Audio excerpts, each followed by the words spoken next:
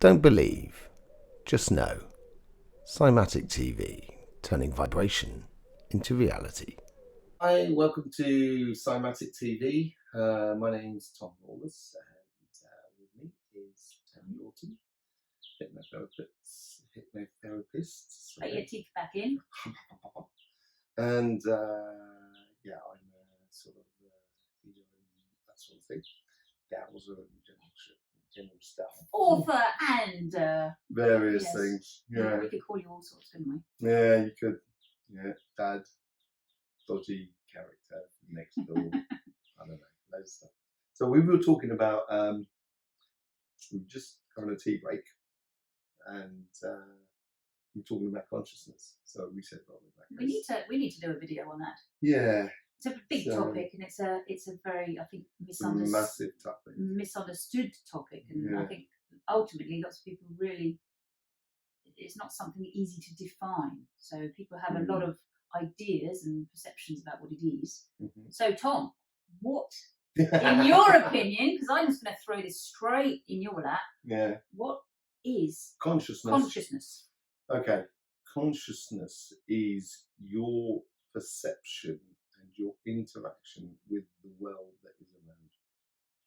So the more you perceive or the more you interact with more things around you, the greater your consciousness will be.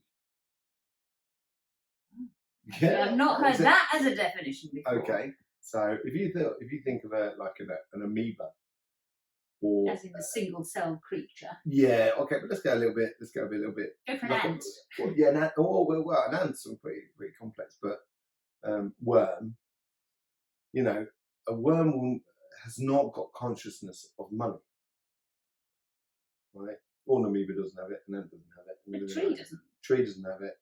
So there's no point talking to the worm about money or love because it won't understand. Or any animal, actually. So this is a bit of a human thing we're talking about here. Animals do get into love and stuff like that, but not money.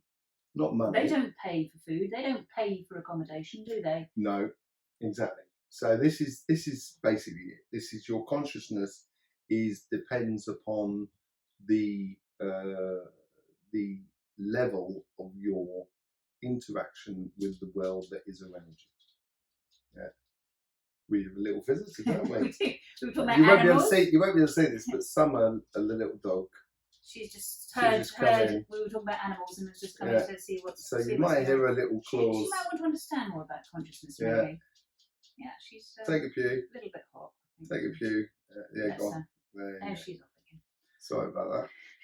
Yeah. So so that's So we measure it more as obviously we talk about it as humans, and but it's become a very hot topic. And people sort of trying to understand, and as collective consciousness. And people sort of saying, raise your consciousness. Yeah, raising. The conversation about raising frequency. Really so what? Just very simply, what is the difference between raising frequency and expanding? Because you prefer the term expanding consciousness. Yeah. So if you could just break that down. Okay, so raising consciousness, basically what the person, if someone's talking about raising your consciousness, what they're trying to do is they're trying to set up a situation saying, I am higher than you. And that is that whole separation thing of defining I am greater than you or I am bigger than you and stuff like that. Yeah. But I prefer to, I would say expanding your consciousness is much better. And I'm you can't just sit down and meditate and raise your consciousness. What you're doing is you're investigating your ideas and your illusions and stuff like that, which is fantastic. Everybody does it. I do it. You do it. Everybody does it. But if you really want to increase or expand, your consciousness, start getting involved in the greater world. So awareness must be a big part of that, and actually exploring your world. Yeah, exactly. Being aware of that bird that comes every day to that tree and does, back in France, I had a particular tree where you used to get swarms of birds in the evenings. They used to come and chirping and everything like that. They used to come, and come into into my fig tree, and they'll be sitting there and they'll be twitting away, and then they'll move on.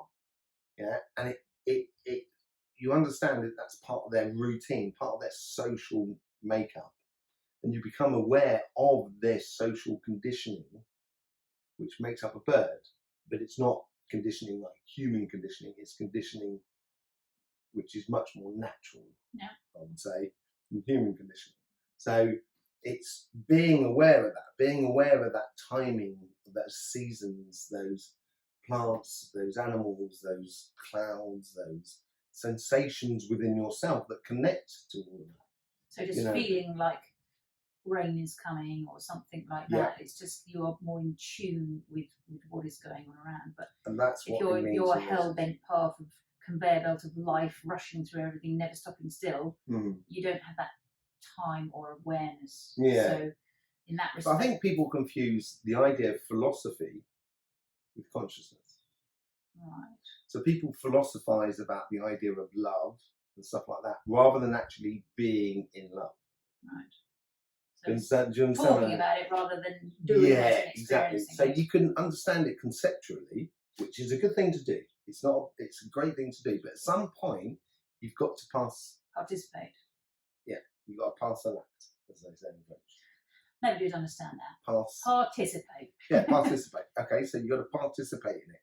And when you participate in it, it will actually expose your ideas of what your perceived love to be, and it will expose the things that you haven't got, that you've got wrong, that you were thinking it was like that, but it's not like that. And that's fine, that's good, that's great to do. It's good to know when you get it wrong, because then you can then get it right. So the whole just do it is actually a very strong. You have to do that. You can't just sit back and observe. Nike nicked a really good phrase there, but I might have made a fortune out of that. Might have done, and that's Saturn win. Just do it and don't worry about getting it wrong, because getting it wrong is actually a good thing. Hugely important part. Exactly. Of the learning process. If you're not going to get it wrong, you're not learning anything. And if you're not going to do anything, you're certainly not going to learn anything. So it is just doing that. So then, once you can deal with that, your own consciousness, where you can build up your awareness, so you have not greater, I don't like that word either, but an expanded awareness of what is going on around you much further, that allows you into the concept of our collective consciousness. So the consciousness of those birds to fly into that tree every evening at that given time, usually around between 8:30 and 9 o'clock. It's usually around that sort of time. Has an effect upon my consciousness of what is going on around me. So therefore, you automatically start stepping into that idea of collective consciousness. And collective consciousness is not just human. Okay. Because I think that's a huge misconception. People kind of going, the collective consciousness. If they say the collective consciousness of the human, I can understand that. But that is not That's not the whole story. That's not the universal collective consciousness. So it's the interaction with everything that has consciousness. Even up to where the sun. We've done another video on that as well, where consciousness. The sun has consciousness, and there's a two-way street conversation with it. And once we start doing that, actually collectively, we don't have to worry about fixing the environment, because we become part of it. And then instantly we will then, this is where the consciousness then can become a part of our well-being, because all of a sudden we can then turn around and kind of say, it's not a good idea to produce that product there, because it's actually going to be detrimental to the environment, and therefore to all of us. Exactly, not just the birds or the trees, but also to the humans, or not just the humans, but also to the birds and bees and everything like that. And the trees and everything like that. And this is where,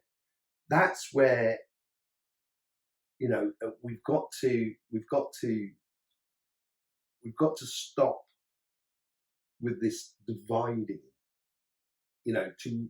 To break down consciousness, the first thing you've got to do is you've got to segregate the person from the collective. Because if consciousness is the collective of everything, then therefore, if we can separate that person from the collective consciousness of everything, we can then determine and control their consciousness. Therefore, we can pit them against another person, and they become actually a tool for the other person who's only doing their own personal consciousness. And there is.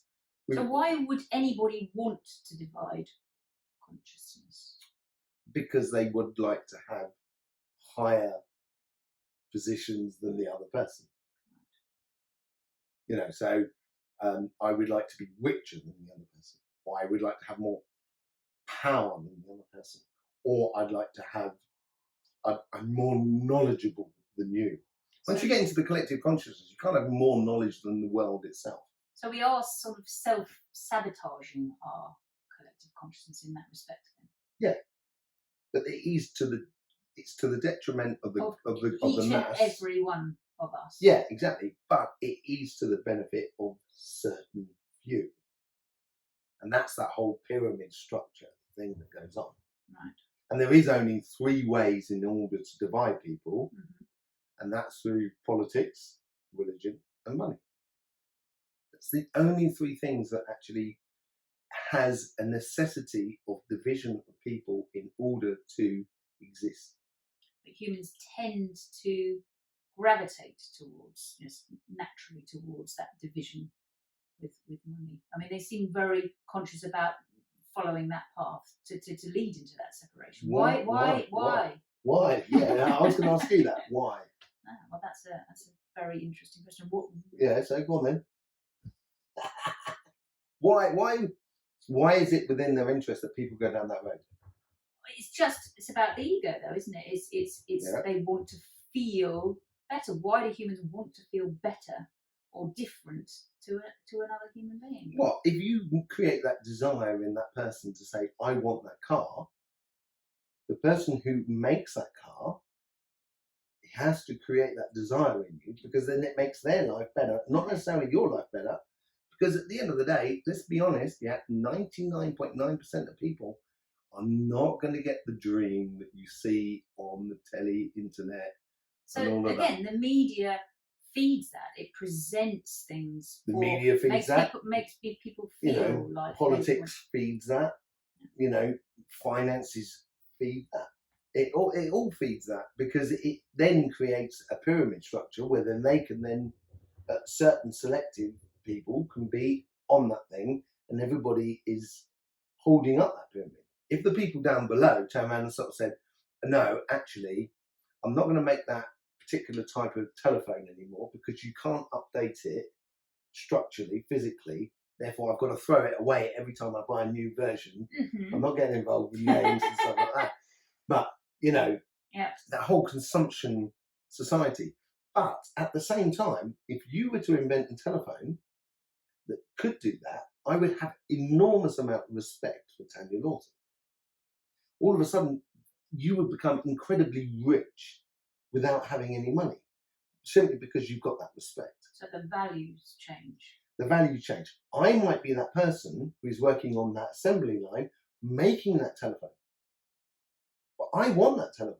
So it's in my interest to make it. But, I'm not going to ask for your job or your car, because I'm too busy having fun. You're too busy thinking about how to do a new phone. So I'm too busy kind of going, I've done my bit of the phone thing. I'm down the beach doing a bit of surfing. You're not.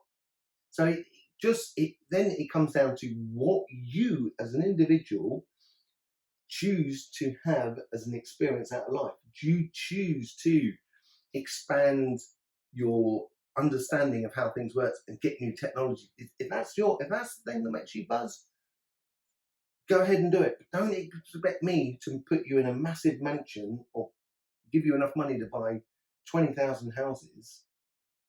Do you know what I mean? I would prefer you to do it, and then if you come down the beach and I'm surfing, I'll see you and I kind of go, oh, Tanya, you created that boat. Oh, I've got that's great. Do you want to go on my surfboard? Yeah. You won't have to buy a surfboard. Yeah. It has, I know. you know, once you get money becomes irrelevant exactly at that point. And that's where the collective consciousness needs to go. It needs to go in that direction. Any other direction based upon I've got greater consciousness than you. Again, being so measured and success driven and being better than someone else, that's just feeding into that effectively, and that's not what it's about. Not necessarily. That will always remain. But that's just out of personal respect. I want to make something that is really good. And that's the only driving force. The driving force shouldn't be, I'm going to make this because I know people are going to buy it, therefore I'm going to get really rich.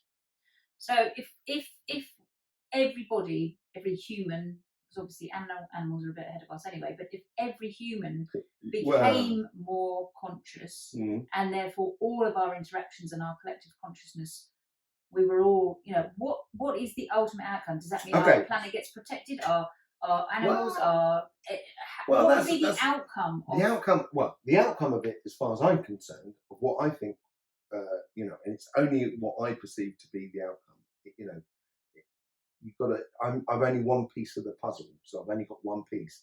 But you know, if we put my view with your view and then everybody else's view, we might come up with an image that we can understand. I would then sit there, kind of going, I want a car that is completely clean. Yeah, it's got a decent stereo. Yeah, and doesn't put a big stress on the environment. I do want to travel around. I don't mind picking people up, you know, hitches and stuff like that. It makes it more ecological. Someone across the other side of the world, that you contributing to that vibration in the collective consciousness, which then say, like, if you were on the other side of the world, Tanya Lawton, you'd kind of go, I've got this amazing idea how to build this car that could be completely and utterly environmentally friendly, and it could be really easy to recycle and everything like that. Because you build up that crescendo, so then therefore our technology could just, the exponential evolution of our technology, which is not a bad thing. We're not going to, you know, we can't forget the wheel. You know, it's like, it's ridiculous. We can't forget what we've invented. You know, we can't just close off that avenue. So we do have to not necessarily embrace it, but we do need to allow it into the consciousness of everything that goes on. But once we do that, but then you can only do that once we get past the idea of money, politics, and religion. Because if you've got that idea now, I guarantee you would never be able to start that car company unless you've got loads of money like Elon Musk. Yeah. But then you look at Elon Musk. He's created these cars and you can't even recycle the batteries. The idea is great, but because society, the way it's structured, he's got to cheat at some point. And you know, it's nothing against Elon Musk. Seriously, not in place. Yeah, it's not against Elon Musk at all. It's just the world we live in and the way we process things. And if we could just change that around, all of a sudden we don't have to protect the environment because we're naturally doing that within everything we do. We don't have to do any laws, therefore we don't need any policemen. We don't need any jails. Yeah, we don't need any paperwork, therefore we need to cut down a lot less trees. All of a sudden, we'd make probably 2/3 of the world unemployed, which would be great because then all of a sudden that third of the world that's left, because there's no money, can then share their jobs. So then no one is working more than maybe a day and a half in a week. And the rest of the time, you're just having fun and exploring that idea of having fun with other people, with other animals, with other trees, with, you know. So what would be your one piece of advice to everybody to how to work towards expanding their consciousness on a day-to-day basis, something they could do every single day? Take a cup of tea. We're going down the tea meditation. I did this tea meditation. So, and we got it in the book loads all the time. Yes, our books are infiltrated with tea and moments of contemplation. And it's a very British thing to do. It's got to be said. But you know, you take a cup of tea and you just become conscious about your real needs and your wants. Yeah, that's the first step, and that's where the mind comes into play. And you give over your needs to your mind. So your mind, your subconsciousness, your monkey mind can look after that and deal with it. rather than your monkey mind kind of going, should get this, should get that, should get this. And that's what feeds that idea of permanent consumption, because we're just in the mind and we're not in the body. Right. That doesn't take much. It takes about that much of your cup of tea. Yeah. Yeah. And then, therefore, you've got all that tea that's left. Just observe everything that is around you, everything that's going along. The sound of the wings of the birds as they fly past you. Why does a pigeon flap its wings and clap it behind their back? It's just to push out their chest to prove that they're a fully fledged fat pigeon. Exactly. You know what I mean? It's for the ladies. And then conscious about the trees, and then you're kind of saying that tree actually hasn't got enough water. And the colours. It's taking that time. Yeah, and then you start you integrate it into your interpersonal level. So you integrate it through the original things of why we're here, which is colour, sound, texture, smell, taste, shape, and temperature. The 7 wonders of the world. Mm-hmm. The real 7 wonders of the world. Once you start becoming conscious of those 7 wonders of what they're speaking to you, which ones speak to you, as you go through life during your day, those 7 wonders will come back to the surface, and then that'll stop you deviating and going off from what you should be doing consciously. Once you start doing that, then you won't walk past and over kind of going, oh look, there's a car for 30% off. You know what I mean? It's you're kind of going, no, I don't need that car because it's not the right. The advert's not the colour corresponding to the. Oh, but that. Tell you what, the colour of that shop there, selling that cheese there. Oh look, this looks like Corsica. Oh, I'd love to go to Corsica. Oh, I wanted to go on holiday. Maybe I should go to Corsica. And you end up going to Corsica. You love the beach. And you end up doing a lot of scuba diving. You end up becoming a teacher or a scuba diving monitor, simply because you were conscious and walked past the shop and saw the cheese. It draws you down your path. Exactly. It helps you out. In France, they say, help yourself and God will help you. It's not God will help you and then you help yourself. You've got to help yourself to start with before life can then consciously kind of go, oh, so you want that. If you don't consciously do that, then it's going to be difficult for the life to kind of work out how it can help you. So just going back there, so when you're in your midsection of your cup of tea, or the latter section, you're taking time just to observe. So you might settle on a particular leaf in a tree with a certain colour and shape. So you're just allowing yourself to settle on something, and that's what's going to draw you through that for the rest of the day. I've just seen the leaf on that crabapple tree outside, and it's got that tint of red rose. It's not red really, it's sort of rose yellow. It's really nice. So that sort of thing's speaking to me. Now the dog's speaking to you. Yeah. And that was our friend earlier on. So so you do that, so then you become conscious of that. Okay. Yeah. So then that will come to the surface. But when you finish your cup of tea, so your cup of tea gets cold, or you finish your cup of tea, because you don't want to be there for hours. Right. Because if you're there for hours, you'll end up creating lots of doubt within yourself. Well, then the mind starts playing games. Exactly. And you don't want to live in your mind. So it's quite a specific sort of length of time. That's why you use the tea to measure that time. Exactly. Don't let the tea get cold. It's a lapse of natural time. Right. Yeah. And once that's finished, all I do is I just put re-put myself completely within my body. And I use a technique that's very simple. If you all want to do it now, you're more than welcome. And it's really weird what happens afterwards. So I'll give you 2 seconds. Just sit down, relax, allow your body just to sort of completely, all your muscles to relax into the chair. Once you relax into the chair, you're ready to rock and roll. Okay? So now, you don't have to close your eyes, do it with your eyes open. Just imagine like a soap bubble that's sort of floating in the air. Okay? So you can see that soap bubble. And then what happens is you just let that soap bubble come gently and sit on top of your head. Okay? So you can see that soap bubble just sitting there gently on top of your head. And then gradually you allow that soap bubble to slip behind your head. It goes gradually down your neck. Starts coming down your back. between your shoulder blades, down through the middle of your back. It comes right down to the base of the spine.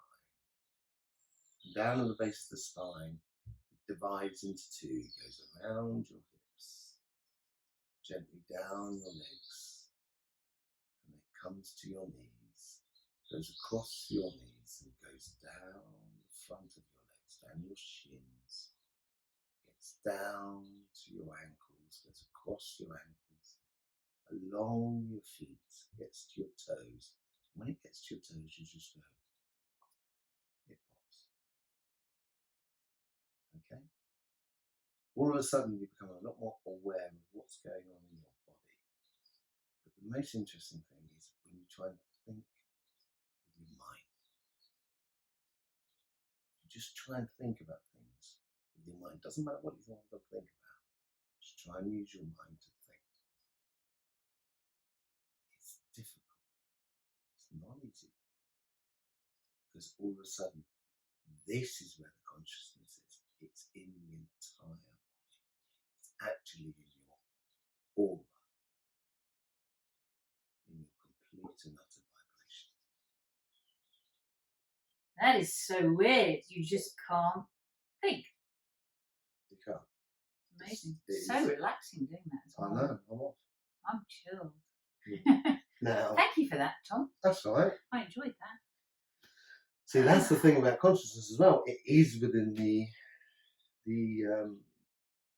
You're gone now. You can't think. You've with the lost energy, yourself. with energy and your chakras, you can actually, you can actually sort of measure it, but it can go up and go down, depending on what you're doing in your life. The more you can. So I mean, that's very, very relevant as well, because you might believe you're, fully expanded consciousness, but if your life path changes or you go off your path, then presumably that can, if you're not paying attention, if you're shut down your awareness on what's going on around you, that will change. Yeah, if you're there about accumulating personal wealth or personal power, which is not for the better of exactly, the it's just the ego speaking, and you're just going to end up conning people all over the place. But some people take time to learn, and they eventually, people will eventually get there. Brilliant. Thank you very much, Tom. No Another problem. very interesting and An absolute pleasure. in-depth insight into the world of consciousness. But it's great to discuss it because a lot of people just don't know, and they guess at it, or they try and find the information, but it's not really widely available. It's a difficult topic. Yeah, and we've all got a piece of the puzzle. That's the thing. Your piece is as important as anybody else's. Everyone has their part to play. Yeah, just get involved and get in there. So, and have fun. Getting involved and getting in there. As I say, we've written loads of books. They're in the links below and stuff like that. You click the bell, you subscribe. It helps to share when you share the video and stuff like that. It will. I think it will help the collective consciousness as well. But the most important thing is in all our interests. Do you remember that? Do you remember what was that? Why don't you? What? Oh yeah. The TV. He says, "Why don't you turn off the television, do something else less boring instead?" So now you've seen this video.